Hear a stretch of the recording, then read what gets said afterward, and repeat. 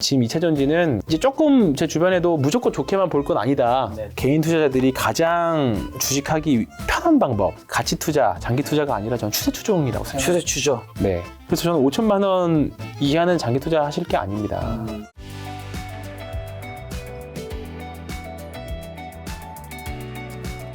오늘 종목이 중요하다고 하셔서 종목들로 좀 바로 들어가면서 여쭤보면 전 날 것 같아요. 자, 인터섹터 네이버 카카오는요, 그러면? 네이버 카카오요. 네. 올해는 사실 대형주는 반등이 좀 나오긴 하겠지만 크게 기대는 안 합니다. 네, 그냥 다 저는 올해는 다 끊어치기 그게 맞다고 생각해요. 현실적으로. 뭐 얘도 뭐 바닥을 잡고 올라가긴 합니다만 요런 흐름들, 이거 음봉 세계 이거 되게 짜게 떨어지는 것 같지만 이게 23만 원에서 이게 한 5% 정도 빠진 건데 이게 좀 세게 갖고 오셨으면 엄청 아픕니다. 이것도 사실 많이 아프기 때문에 이런 변동성은 나올 것 같은데 다 지금 대부분의 종목들이 딱 이런 흐름이거든요. 장기 대형주들이 장기 하락하고 바닥에서 이런 거래량 대량 거래량들이 나오면서 추세를 돌리려고 하는 흐름들이에요. 대부분 다. 근데 이미 좋은 애들은 이미 추세를 한참 올라와져 있어요. 근데 이런 애들은 사실 좀 늦거든요. 근데 우리가 이런 종목을 네이버 카카오를 매수하는 이유는 물려 있으니까. 그래서 바닥에서 매수하는 거 좋기는 한데 저는 굳이 여전히 금리 인상 이런 이슈들은 계속 발목을 잡을 거라고 보거든요. 근데 보면 어제 CPI 발표가 좀 바뀐 것 같아요. 이게 3월 달에는 이제 뭐 25bp 올라왔고 이제 금리 인상 안 하는 걸로 지금 되어 있고, 근데 올 연말에 4.75에서 5, 5에서 5.25인데 예전에는 일주일 전만 해도 여기가 두 개가 30%를 비슷했어요. 근데 연말에 지금 수준보다 조금 더 높거나 비슷할 걸로 하는 전망치가 좀 더 높아졌습니다. 그러니까 이거는 페드와치라고 하는 이제 금리 전망치인데 요게 무게중심이 좀 이쪽으로 내려와 줘야 돼요. 네. 요거 사실 뭐 금리 인상 전 전망 안 하겠습니다. 그냥 요게 내려와 줄 때쯤에 성장주들은 조금 더 그때 가야 좀 안전하게 살 수 있지 않을까 그 생각들이 있습니다. 그래서 이건 페드와치라고 하는 사이트인데요. 이게 보시면 다음 달, 그다음에 뭐 이건 6월 달 이제 전망치들이 나와 있는 거거든요. 대부분 올해는 이제 5에서 5.25, 많이 가면 이제 5.5. 그러니까 이게 뭐냐면 5.5까지 갔다가 이제 연말에는 좀 떨어질 거라고 생각 보는 거죠. 25p든. 그러니까 아직까지는 시장에서는 이제 연말쯤 가면 금리 인하기로 갈 수 있다. 연준에서는 꿈꾸지 마라. 그 말은 하고 있지만 일단 시장에서 그렇게 보고 있는 거죠. 지금은 시장 금리 또 이미 많이 빠져 있는 상태고, 그런 상태입니다. 그래서 요 페드와치를 보면서 또는 뭐 시장 분위기 보면서 대응은 하겠지만 이런 큰 기조가 바뀌기 전까지는 성장주들은 비중을 좀 어쩔 수 없이 물려서 가는 거라면 어쩔 수 없지만 난 손질 못하겠다라고 뭐 없지만, 그러면 우리가 이런 종목 지금 보면 오늘 많이 올라간 이수페타시스 같은 거, 이런 종목은 신고가예요. 역사적 신고가예요. 이거 언제 그랬냐는 듯이 이런 것들 보면, 그러면 사실 주식이 네이버 좋죠. 갖고 있으면 뿌듯하고 나 네이버 주주야 할 수 있고. 근데 주식은 사실 그런 게 아니라 돈을 벌려고 하는 거잖아요. 그렇죠. 그러면 결국 돈을 되는 주식들을 해야 됩니다. 그렇기 때문에 내 종목에도 역사적인 신고가 또는 50주 신고가 종목 하나씩 있어야 오늘같이 시장 좋을 때 제 주변에 친구들 보니까 야 시장 좋은데 내 종목은 왜 이러냐 그런 애들 많이 있었거든요. 네. 그리고 저는 대부분 좀 추세가 하락하는 종목들을 갖고 있어요. 아니면 추세를 아직 극복하지 못한 종목들. 그러면 그러지 말고 이제 좋은 것들. 그래서 저는 항상 하는 말이 좀 이상하게 들을 수도 있지만 쌀 때 팔고 비쌀 때 사자. 원래 쌀 때 사자 그러자. 이거는 정말 개인적인 성향 차이입니다. 근데 저는 개인 투자자들, 슈퍼개미 분들하고 일반 투자자들, 전문가나 슈퍼개미들하고 일반 투자자들하고는 시간의 지평이 다릅니다. 누구는 한 종목 좋은 종목 쌀 때 100억 넣어놓고 기다릴 수 있어요. 근데 우리는 몇 천만 원 넣어놓고 기다릴 수 없습니다. 빨리 불려서 넣어놔야 되는데, 그러려면 결국은 가는 놈을 초기에 잘 잡아서 신고가를 먹는, 그 상승을 누리는 그런 전략들을 해야 되는데 최근 들어서 이걸 추세 추종이라고 하는데요. 개인 투자자들이 가장 쉽게 할 수 있는 방법은 오히려 저는 가치 투자보다 추세 추종 전략이라고 봐요. 가치 투자는 일단 가치 판단 할 수 있습니다. 있는데 나만 싸다고 할 수 있어요. 이게 오류에 빠질 수 있습니다. 케인즈가 주식시장 미인대라고 했거든요. 그러니까 나는 이 종목이 내 취향이야. 너무 싸. 근데 사람들이 안 기다릴 수 있어. 근데 대중들은 야 그건 네 취향이야. 그러면 주식시장은 대중이 선택을 해야 돼요. 투자자들이. 그렇기 때문에 누구나 좋아하는 주식들 결국은 신고가로 나타나는 거거든요. 거래량이나. 그렇기 때문에 그런 주식들을 해야 됩니다. 그러면 이 부분에서 이제 우리가 주도주에 대한 개념이 들어와야 됩니다. 근데 아까 제가 서두에 뭐라 그랬냐면 최근에 힘들다. 왜 힘드냐면요. 자, 지금 주도주들이 많이 있는데 저는 이제 지난번에 제 기억이 나는 게 포스코홀딩스, 삼성전자도 좋을 것 같다라고 말씀드렸었고 2차 전지는 주도주가 될 수 없다라고 했는데 지금 거의 뭐 주도주로 가버렸죠. 뭐 물론 저는 이제 매매는 하고 있습니다만 일단은 지난번에 코멘트한 거에서는 틀렸어요. 왜 그랬냐면 제가 왜 지난번에 그런 얘기를 했었냐면 제가 약간 우리나라 코스닥이나 주식들을 볼 때 약간 교과서처럼 보는 그 리포트가 하나 있습니다. 지금은 좀 구하기 힘드실 건데 찾아보면 있습니다. 주도주의 생로병사라고 하는 건데 우리나라 과거 한 30년 정도 통계를 낸 거예요. 주도주를 냈던 역사들의 특징을 모아놓은 겁니다. 통계이기 때문에 당연히 좀 약간 아웃라이어들인 종목들이 당연히 있죠. 약간 틀린 종목들이 있는데 통계를 내보면 뭐냐면 보면 이게 어떤 종목이든지 간에 주도주 일정 부분 시간을 내면 그 이후에는 주도주가 힘을 잃습니다. 그렇죠. 네, 당연히 잃죠. 네. 그러니까 이걸 생로병사라고 하는 거예요. 네. 그러니까 생일 때는 대부분의 주도주들은 비쌉니다. LNF나 에코프로비엠도 처음에는 비쌌어요. 네. 뭐 가치 투자자분들이 별로 좋아하지 않을. 네. 근데 지금 이제 올라오니까 이게 앞으로 수주를 받으면 얼마 정도 되고 어느 정도 가치 이제 계산기가 두들겨지기 시작하죠. 어제 모임에서 그러더라고요. 성장주가 계산기가 두들겨지면 위험하다. 왜냐하면 그때부터는 가치 판단이 되거든요. 네. 성장주는 비싸야 좋은 거다. 네.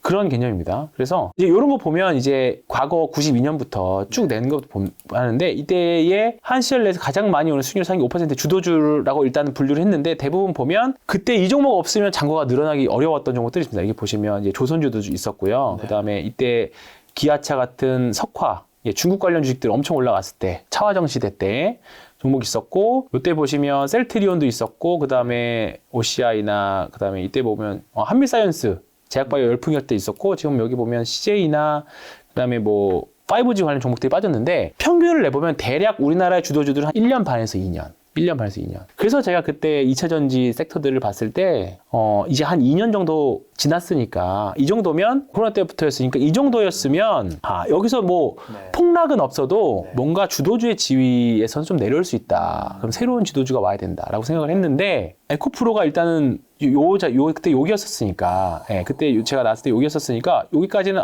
이번에도 주도주의 흐름대로 가는구나라고 했는데 결국은 역사적인 신고가를 또 가버렸고요. 이 짧은 기간에 이만큼 오르나요? 그죠? 지금 짧은 기간에 거의 지금 더블 났죠. 와, 이렇게까지? 네.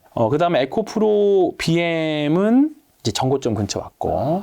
진짜 많이 떨어졌어요. 네, 많이 떨어졌었죠. 그리고 이때까지만 해도 근데 뭐 시장 영향이 있었겠지만 하겠지만 이제 주도주 바뀌나 보다 했는데 아직은 우리나라 시장이 뭔가 실적으로 밀어붙일 수 있는 게 2차 전지밖에 없다 보니까 뭐 그랬는지는 몰라도 이랬습니다. 그래서 LNF도 최근에 좀 많이 올라왔고, F도 많이 올랐는데 사실 많이 오르긴 했지만 사실 신고가가 아니기 때문에 아직 주도주, 뭐 다른 종목도 이 종목도 오른 거 많이 있으니까 이것도 그렇고요. 근데 어쨌든 2차 전지는 많이 올라오긴 했어요. 그래서 저는 여전히 2차 전지들은 뭐 어제 보니까 나노신소재도 많이 올랐고, 그 다음에 포스코 케미칼 후속타들이 안 왔어요 사실 생각보다. 포스코 케미칼도 그랬고 어쨌든 이제 이 구간마다 매매를 할 수 있는데 저는 언제든지 조금 약간 보수적으로 보려고 하고 있어요. 왜냐면 뭐 어제 SK 이노베이션 사태도 SK 온 사태도 있었지만 그런 류의 뉴스가 나올 때마다 좀 세게 맞을 수 있다라고 생각해서 지금 2차 전지는 이제 조금 제 주변에도 무조건 좋게만 볼 건 아니다.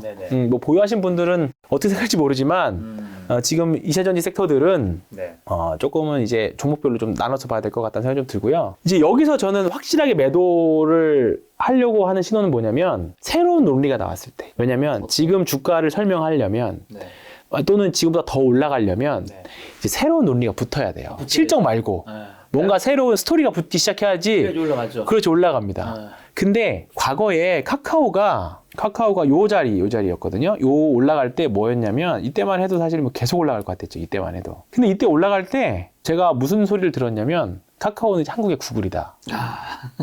그 소리를 들었습니다. 평소에 없었던 플랫폼이라는 회사에서 이제 한국의 구글이 데려간다. 올라가니까 이제 조심하자. 였는데 이제 거실장이 나와죠. 거실장이라고 들어보셨습니까? 거래량 실린 음봉. 장대 음봉. 네. 거실장 음이라고도 하는데 거실장이 나왔습니다. 그래서 그럼 피해야 되는 거죠? 지금 피해야 되죠. 네, 거래량하고 거래 대금 기준으로 판단을 하는데 저희 때 사실 이거 보고 매도하자고 했다가 욕이란 욕은 다 먹었던 기억이 지금 납니다. 어쨌든 그런 상태이고요. 그래서 이제 만약에 뭐 2차전지 섹터들이 뭐 사실 쟤랑 같이 매매하시는 분들 고객님들 뭐 이제 회장님들 보면 여전히 2차전지 갖고 있어요. LG 에너지솔루션도 있고 다 있습니다. 있는데 다 지금 끊어내기만 하고 있어요. 이제 저랑 이제 성향이 맞는 분들만 뭐 매매를 당연히 하는 거기 때문에 다르실 수 있긴 하지만 뭐 어쨌든 이제 그렇게 하고 있는데 이제 그런 부분들은 저는 조심하자. 그래서 제가 어렸던 게 이거였어요. 그러니까 과거에는 분명히 우리 이제 대표적으로 기억이 났던 CJ 같은 거. CJ가 지금은 좀 재미없지만 CJ 주봉으로 보면 이때 한류 열풍으로 한 1년 반 정도 재밌게 올랐습니다. 이때. 여기서부터 하면 이제 한 2년 좀 넘긴 했죠. 굳이 여기서부터 하면 대시세가 낮잖아요. 이건 대형주가. 그다음에 이때 화장품 회사들 아모레 퍼시픽 그때 이제 처음으로 막 등장했을 때 이게 대표적이겠죠? 이때 있죠. 한 1년 반 정도 예쁘게 오릅니다. 예, 평균 그랬었어요. 5G, KMW 그 당시에 화려했던 KMW 그 시대의 주도주들을 말씀드리는 거예요. KMW도 그 코로나 전에 코로나 전에 얘도 한 1년에서 1년 반 정도 예쁘게 올랐고 삼성전자도 1년 반 올랐죠. 네, 삼성전자도 그 전에 때 말고 여기서부터 보면 이제 한 1년 정도 오른 거고요. 요때가 딱 1년 반 정도 올랐습니다. 예쁘게. 1년에서 1년 반 정도. 2년. 그러니까 1년 반에서 2년 정도 보는 게 맞는 것 같아요. 근데 지금 2차 전지들이 지금 그 시기를 넘어갔어요. 그러니까 시기적으로도 그렇고 했는데 뭐 사실 뭐 지금 약간 변명가처럼 하고 있는데 아무튼 그래서 이런 부분들이 조금 과거 2022년 시장이 이런 부분들이 조금 기존의 통계를 많이 벗어났습니다. 왜 그러냐 이제 좀 더 역으로 올라가 보면 우리가 과거에 금리 인상기와 인하기가 대략 한 5년에서 7년 요 정도 사이거든요. 한 사이클이. 근데 이번에 3년 만에 끝냈잖아요. 그러니까 이걸 압축해서 하다 보니까 그리고 정보 전달이 굉장히 빠르고 그렇죠. 그렇다 보니까 세상이 많이 엄청 빠르게 변하는구나. 챗 GPT부터 시작해서 엄청 변하는 게 느껴질 정도잖아요. 체감할 정도잖아요. 그러니까 시장의 흐름이 바뀌었다. 그래서 좀 적응을 해야 되지 않겠느냐. 그 생각이 좀 들어요. 그래서 최근 들어서는 좀 시장이 좀 이제 혼란이 조금 줄어들면서 이제 좀 종목들이 이제 정상적으로 좀 변동성이 돌아오긴 하는데 어쨌든 이런 변동성 장세 작년에는 힘들었다. 생각을 좀 말씀드리고 싶고요. 그래서 개인 투자자들이 가장 주식하기 편한 방법 뭐냐면 저는 개인적으로는 가치 투자, 장기 투자가 아니라 저는 추세 추종이라고 생각해요. 추세 추죠. 네. 추세 추종이라고 하면 그냥 많이 올라가는 거, 제일 센 거 따라잡는 거라고 생각하실 수 있지만 더 중요한 건 사실 계좌 관리거든요. 리스크 관리입니다. 통상 개인 투자자들이 계좌 관리할 수 있는 해칭 할 수 있는 거는 우리가 뭐 주식 샀다고 그 선물 매도로 해지하거나 뭐 옵션을 해지하거나 못 하잖아요. 쉽지 않습니다. 그럼 결국 손절매를 잘하자입니다. 그리고 우리가 잘 생각을 해보면 계좌마다 아픈 손가락이 몇 개 있을 거예요. 뭐 한 개 있으신 분들도 있을 거고 5개, 6개 있으신 분들도 있을 건데 그 종목을 예를 들어서 마이너스 50% 있는 종목을 갖고 있다.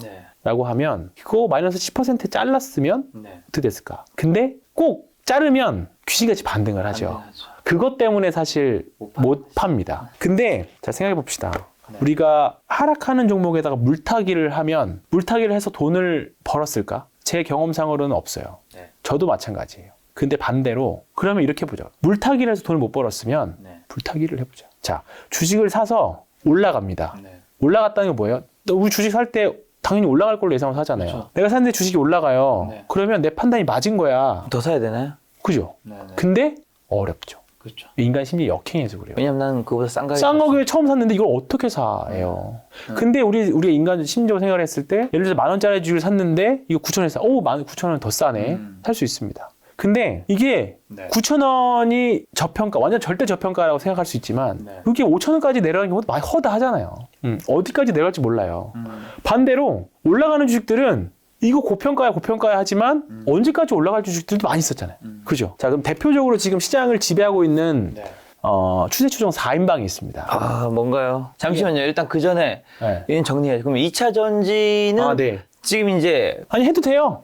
되는데 저는 언제든지 뒤돌아서 나올 생각을 하고 있습니다. 저도 그때 작년에 말씀드리고 나서 아니라고는 했지만 당연히 수익 구간에 제가 뭐 구간마다 수익 주는 구간들이 있었기 때문에 뭐 오늘도 뭐 사실 2차 전지 관련 주식도 매매하고 왔었기 때문에 지금은 매매의 구간 저는 이렇게 생각합니다. 추세 추종 자 4대장 누구죠? 자, 첫 번째. 근데 조용히 올라왔어요. 그 작년에 그 아사리판에서도 올라온 종목들이 있는데요. 처음에 삼천리입니다. 제가 이 종목을 잘 몰라요. 이게 삼천리 같은 경우에는 이제 가스 관련 종목이었는데 보시면 얘도 이제 한 1년 좀 넘게 이제 오르기 시작했거든요. 조용히 올라온 거 치고는 굉장히 많이 올랐죠. 굉장히 가파르네요. 네. 자, 삼천리 거래량이 많이 없기는 한데 예를 들어서 이 주식을 자, 여기서 발견했다고 칩시다. 네, 여기서 발견했다고 쳐요. 내가 이거 신고가 이제 52주 신고가 간다 해서 이거 추세 추종이야. 따라잡으려고 했는데 계속 가. 못 샀죠.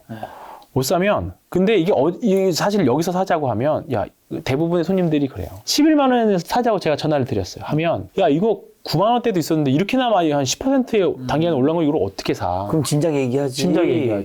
이제 근데 반대로 9만 원에 샀다가 떨어지면 어떻게 할 건데? 그거는 사실 생각을 잘 안 해요. 그렇죠. 그 심리가 저변에는 이거 쌀 때 사서 기다려야 된다. 올라올 때까지. 그렇죠. 대부분의 투자자분들은 나는 여기서 살 거야. 요 자리에서 샀으면 좋겠어, 그죠? 지나간 차트만 보면 그렇죠. 기똥차게 보이거든. 여기서 살 거야가 네. 됩니다. 네. 근데 이거는 우리가 못 맞춰요. 네. 운 좋아서 한두 번 맞출 수 있지만 네. 우리가 잘못하다가 사면 물론 여기서 사서 이렇게 될 수도 있지만 이제 그 얘기를 해드릴 겁니다. 우리는 센 놈을 사야 됩니다. 근데 이게 비록 아까 그 주도제 생각에서 보면 신고가 하는 놈들은 이유가 있으니까 센 거예요. 우리 요즘에 특히나 주가가 다 올라가고 나서 나중에 이유 나오는 것처럼 이미 52주 신고가 가는 이유 종목들은 다 이유가 있어요. 네. 나중에라도. 근데 우리가 이 11만 원에서 못 샀죠? 그러면 모든 종목이 다 이렇게 가지는 않겠지만 그렇죠. 이런 데서 못 사면 내 잔고에는 절대로 이런 종목이 없습니다. 왜냐하면 여기서도 못 샀는데 11만 원대 봤던 주식을 대부분 이런 말 하죠. 야, 내가 이거 몇 달 전에 11만 원인데 지금 20만 원으로 왔다고? 근데 살 수 있겠습니까? 못 사죠. 아니, 못 삽니다. 더 못 사죠. 더 못 사요. 내가 이걸 11만 원부터 매수 버튼을 누를까 말까 했었는데 20만 원 왔어. 그럼 못 사죠. 2배를 났는데. 이제 40만 원대는 아무도 못 사. 뭐 못 사죠. 아무도 못 사죠. 있는 자들의 영역이에요. 이제 그러면 포장을 하는 게 가진 자들의 영역이다. 그렇죠, 그렇죠. 네, 그렇게 판단을 하는 거죠. 네. 근데 이 판단은 이 가진 자의 영역이야라고 판단을 여기서부터 했을 수도 있어요. 여기서부터 했을 수도 있습니다. 그죠? 야, 이거 바닥에서 2배 반 올랐어. 뭐 이거 가스 가격 오르니까 뭐 유럽에서 전쟁하고 하니까 오른다라고 명분을 줄 수 있지만 그럼 다른 거 볼까요? 다우데이터. 이것도 진짜 옛날부터 저평가 했던 종목인데 이게 드디어 이제 터지기 시작하거든요. 이것도 바닥에서 벌써 한 5배 정도 올랐잖아요. 근데 우리가 여기서는 못 사요. 9,700원을 들고 어떻게 사냐고. 거기 김작가 TV에 나왔던 분 중에 어떤 분이 저평가 되는 것 같다고 얘기한 것 같은데. 네, 그래요? 나는 왜 안 샀지? 저평가됐는데 그거를 저평가가 언제 해소될 거를 어떻게 알죠? 그걸 몰라요. 그 슈퍼개미들은 이거를 사서 기다릴 수 있습니다. 네, 쌀 때 사서. 예를 들어 대창단조 같은 거. 작년에 쌀 때 사서 기다릴 수 이거 엄청 이거 봐보세요. 싼 주식이야. 근데 이걸 뭐 2, 3천 원에 사서 기다릴 수 있죠. 근데 이거 4년 오른 결렸잖아요. 근데 봐보세요. 우리가 이거를 한 1억 박았다고 칩시다. 1억도 사실 큰 돈이잖아요. 1억을 3천원에 샀다고 쳐요. 3천원에 샀는데 1억 돼서 3억 됐잖아요. 근데 요즘에 3억 돼서 사실 인생이 바뀌진 않잖아요. 상호 바뀌지 않죠. 예. 사실 1억도 굉장히 큰 돈인데 큰 돈인데 막상 이제 뭘 하려고 하면 할 건 그렇죠. 없고. 차 집도 서울에서 하지만 내가 또 그걸 직접 벌려고 하면 엄청 많고 사실 연봉 그렇죠. 1억이 일반적인 네. 직장인의 이제 로망. 그렇죠. 연봉 1억도 어려운데 사실 연봉 1억 번다고 다 저축하는 것도 아니고 그렇기 때문에 저는 사실 1억이라고 표현을 드렸지만 장기 투자는 사실 5천만 원 이하는 안 하는 게 맞다고 생각해요. 그래서 저는 장기 투자의 효율이 나오려면 슈퍼개미랑 개인 투자들은 시간 지평이 달라야 된다. 그래서 저는 5천만 원 이하는 장기 투자 하실 게 아닙니다. 이런 추세 추종이나 이런 매매를 통해서 벌어서 물론 뭐 1억, 2억 가지고 단기 투자로 해서 매매로 벌면 더 빠르게 벌 수 있겠지만 그건 이제 정말 어려운 구간들인 거고 뭐 모아가는 뭐 이거는 당연히 사람 투자자들만 생각이 다를 수 있습니다. 싸게 사서 뭐 사실 근데 이거를 5천만 1억이지만 예를 들어서 1,000만 원 해가지고 3년 기다려가지고 3천만 원 된다고 한들 뭐가 바뀌지 않아요. 그렇기 때문에 그런 시드에 대한 이야기를 말씀드렸던 거고요. 근데 이제 이런 주식을 싸게 사가지고 이런 가속 구간이 나오거든요. 이제 우리는 3년 기다려가지고 3배를 먹는 것보다 한 반년으로 한 2배 정도 먹는 게 차라리 더 효율적이다. 이런 구간이 드는 거죠. 이런 구간을 찾아내야 돼요. 그래서 다우데이터 이것도 마찬가지거든요. 이것도 언제든지 저평가였죠. 근데 왜 지금 올랐을까? 에 대한 고민은 당연히 뭐 시장에 찾아보면 있긴 하겠지만 일단은 신고가를 가는 데는 다 이유가 있습니다. 있겠죠. 다 이유가 있어요. 그냥 가진 않죠. 그냥 가지 않아요. 근데 이거 보면 일단 올라왔고요. 얘도 그렇고 일단 4대장 말씀드렸으니까 얘 다우데이터 선광. 성가. 이거는 뭐 거의 작전이라고 표현하면 좀 그렇지만 10배 났어요. 10배가 났습니다. 결국은 9,900원에서 14만 원이니까 10배 넘게 났죠. 텐베거가 거의 2년에 걸쳐 났어요. 근데 이것도 사실 여기서 52주 신고가에서 샀으면 다 먹긴 어려웠겠지만 이렇게 됐죠. 이거 시장이 어려워도 제가 너무 극단적인 사례를 드리는 건 있습니다. 그래서 이런 것들도 있었고요. 그다음에 나머지 4대장이 세방 보면 얘도 이제 신고가 가니까 당연히 시장에서 집중이 될 수밖에 없겠죠. 이런 것들이 있죠. 이렇게 갔어요 다. 그러면 우리가 여기 다 제가 말씀드리고 싶은 건 뭐냐면 신고가 영역에 있는 것들을 무서워할 필요 없다. 그래서 제가 아까 말씀드렸던 게 쌀 때는 오히려 팔고 비쌀 때 사라. 네. 오히려 요때가 싸잖아요. 사실 뭐 이때가 추가 매수 구간이라고 생각할 수 있지만 여기서 이렇게 내려갈 수도 있는 거잖아요. 네? 예를 들어서 카카오 같은 것도 우리가 여기서 싸다라고 급락 나왔을 때 싸다고 생각할 수 있지만 이렇게 될 줄 알았나요? 이거 몰라요. 하락하는 주식은 그래서 추세가 꺾여 있는 주식들은 건드리지 말라라는 게 이제 추세 추종자들. 요즘에 이제 추세 추종과 관련된 책들도 사실 많이 나오고 있긴 하더라고요. 레리 윌리엄스나 그다음에 마크 미너비라던가 이런 사람들. 사실 우리나라의 투자들 대가를 보면 사실 워렌 버핏을 비롯해서 뭐 여러 가지 분들이 많잖아요. 근데 그분들 말고도 주식을 버는 방법은 다양하거든요. 추세 추종으로. 네, 근데 이렇게 버는 방법들이 좀 있습니다. 그러니까 이걸 어떻게 사냐라고 하지만 내 계좌에 이거 있다고 생각해 보세요. 아, 행복하죠. 얼마나 행복합니까? 근데 시작은 52주 신고가부터예요. 그러면 절대 내 계좌에는 이런 종목을 절대 만날 수가 없어요. 제일 좋은 건 이거죠. 아까 그 대창단도처럼 쌀 때 사, 버텨 존버해 하다가 이 주식이 신고가 날 때까지 기다리는 거죠. 52주 신고가. 이거를 생각하는 거죠, 사실. 네. 근데 이 과정이 최근 2년 동안 거쳐서 알겠지만 그렇게 쉬운 게 아닙니다. 어렵습니다. 굉장히 어렵습니다. 이 굴곡을 견뎌낸다는 게 어려워요. 그리고 이게 꺾였다가 올라가려면 또 위에 얼마나 많은 수많은 그 저항들과 물량 소화들과 필요한 거죠. 차라리 이런 애들 사서 벗겨낸다는 표현을 하는데 신고한 애들 사면 가장 어려운 위에가 건 없잖아요. 가장 어려운 건 뭔지 아세요? 뭐예요? 여기까지 가지고 있는 분도 많잖아요. 없죠. 많이 없죠. 중간에 이미 여기서 없죠. 팔고. 그래서 아까 제가 계좌 관리가 제일 중요하다고 말씀드렸잖아요. 그거는 이제 뒤에 말씀드리고 오늘은 그래서 방법을 좀 저도 기존에는 저도 물타기 많이 했거든요. 근데 이렇게 해서는 절대 돈이 벌리지 않는다. 네. 벌리도 있지만 결국은 물타기에서 본전에 나오는 거 아니냐.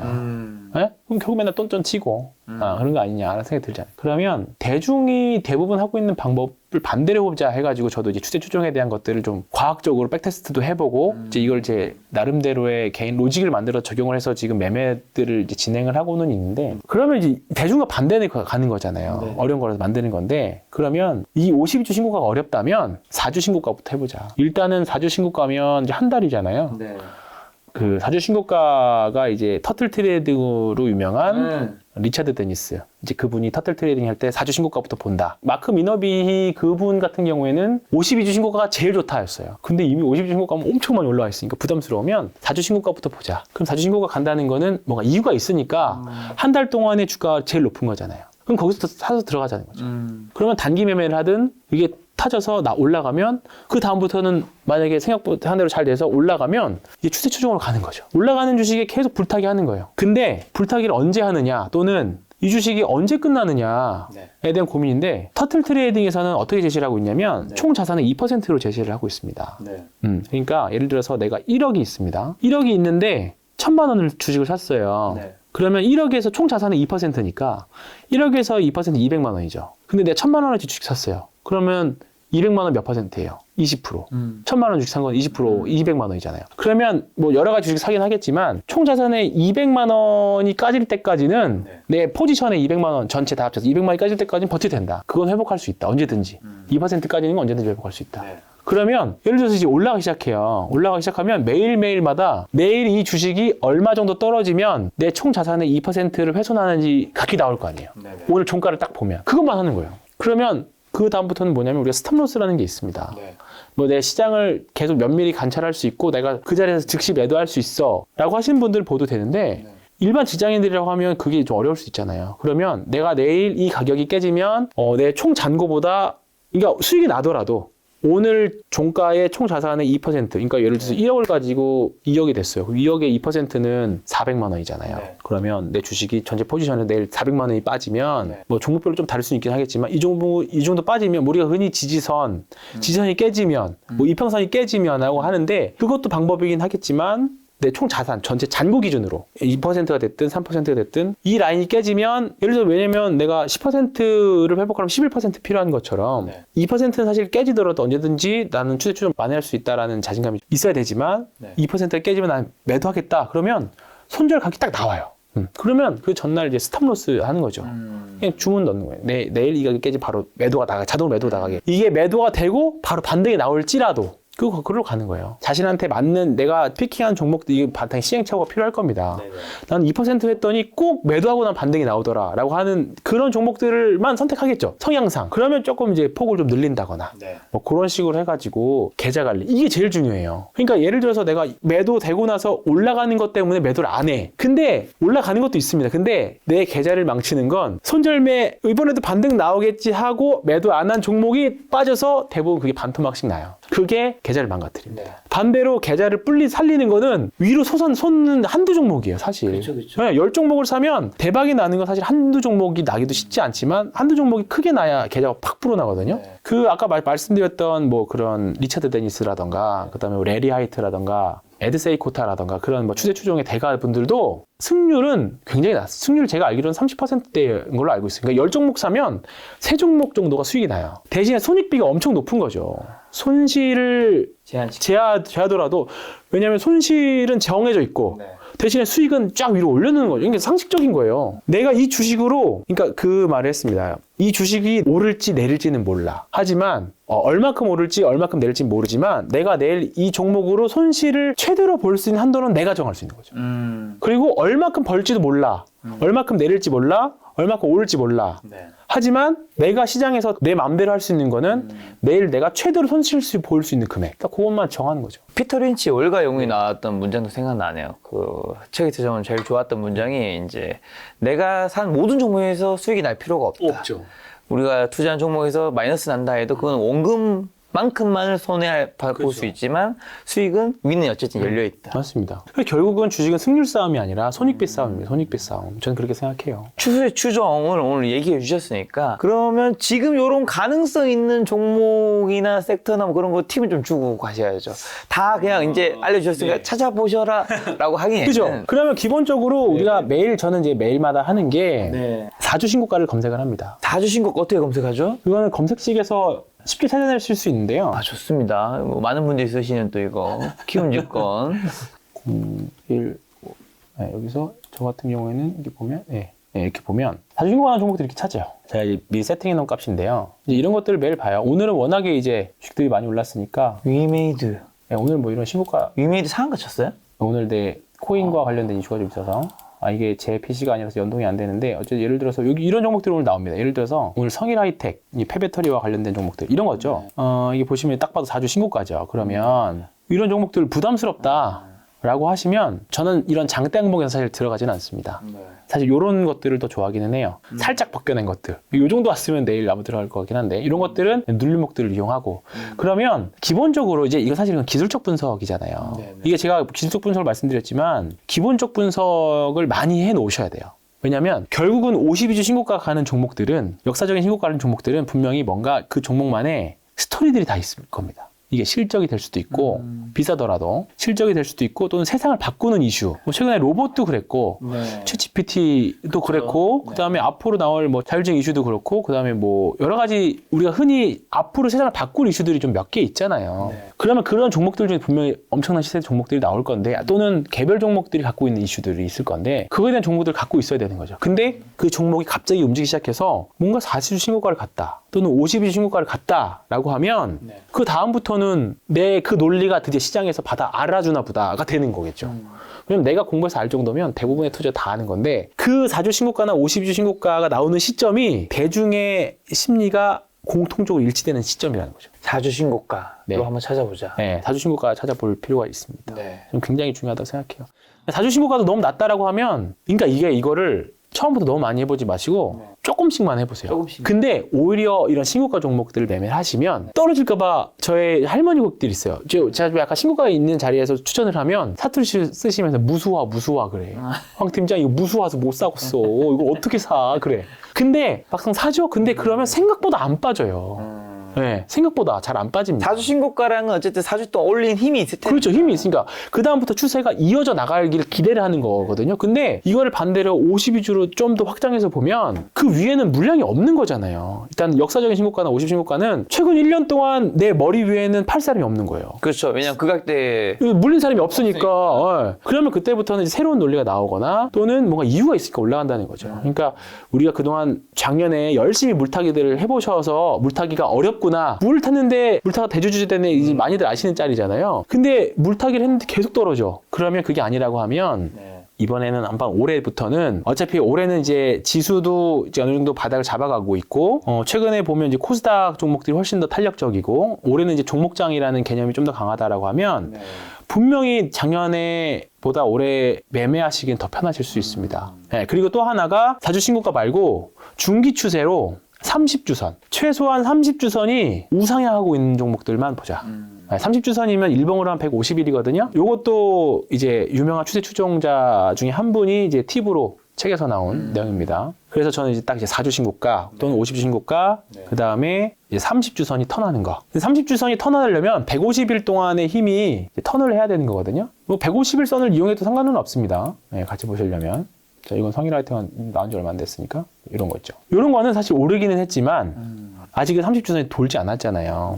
그러면 이거 딱 봐도 위에 저항이 딱 보이시죠? 이 위에 저항들이 아직 여기 겹겹이 있어. 이렇게 굳이 이런 거 여기서 살 수 있으면 사세요. 네, 여기서 맞출 수 있으면 여기서 사고 여기서 사서 맞추면 사세요. 나는 그럴 자신이 없다 이거죠. 차라리 올라갈 때 깔끔하게 여기 벗겨내는 거, 또는 이 30주선이 돌아가는 이제 돌 때 4주 신고가 나오면 그때 사던가, 이런 것들은 이제 검색식 사용하시는 분들은 다 만드실 수 있을 겁니다. 쉽게 아주 쉽게 그런 것들이 있습니다. 그러니까 지금 최근에 돌아 나가는 게 이수페타시스, 네, 이런 것들이죠. 이런 것들이 돌아나가기 시작하죠. 그러니까 요거 이제 눕지만 말고 상승으로 돌기만 하면 되거든요. 그러면 이게 한 1, 2주 전에 이미 여기서 돌기 시작했을 거예요. 검색식으로 만들어내면. 그러면 그런 종목들 중에서 이런 거 쓰시면 되죠. 그러면 이미 단기 이평선들이 이미 다 정배열 구간 들어가죠. 이거 무서워하실 필요는 없다 생각해요. 네, 무서워할 필요는 없고요. 당장 내일 손실이 떨어질 수 있죠. 당연히 또 시장이 부러지면. 그러면 그냥 가치 잘라내는 거죠. 그러면 뭐 매매만 많이 하면 뭐 또 증권 사면 좋은 거 아니냐. 저도 한 명의 개인 투자자입니다. 네, 그런 건 필요 없습니다. 네. 그러니까 이제 신고가를 내려면 당연히 용기도 필요해요. 배팅, 이제 이거 말고 아까 이제 주도주 생로병사 말씀드렸지만 배팅의 기술이라는 리포트도 있거든요. 네. 배팅력도 굉장히 전 중요하다고 생각해요. 이 배팅력이라는 게 내가 확신 있을 때 확신 있는 종목 무서워서 조금 사면 사실 아무 의미 없어요. 결국은 왜 그러냐면 우리가 한 주 사면 대박이 나잖아요. 근데 비중 실은 거는 대박이 잘 또 떨어지고. 이게 왜냐면 한 주 실은 거는 부담 없이 가는 놈에 태우거든요. 근데 내가 비중 많이 실은 거는 심리적으로 편안한 것들, 떨어지고 있는 것들이나 바닥권에 있는 것들을 합니다. 이거 뭐 뒤집으면 돼요, 이거만. 근데 그게 어렵죠, 당연히. 쉽지 않습니다. 근데 이거는 결국은 저는 그 터틀 트레이딩, 리차드 데니스를 굉장히 좋아하는 이유가 뭐냐면 그분은 트레이더는 교육으로 만들어질 수 있다라는 말을 했어요. 네, 그 책에 일화도 나옵니다. 전국 미국 전역에 있는 정말 학벌이나 이런 거 전혀 상관없이 정말로 이제 트레이딩을 가르쳤는데 그분들이 성공한 케이스들이 있어요. 그러니까 교육을 하면 트레이더는 만들어질 수 있다거든요. 그러니까 우리 사실 뭐 주식하려면 엄청 머리가 좋아야 된다. 뭐 그렇게 하지만 그렇게 따지면 뭐 사실 하버드나 서울대 나오신 분들이 주식시장에 있는 돈 다 쓸어가야 되는데 경제학자분들 다 쓸어가야 되네? 그럽니까?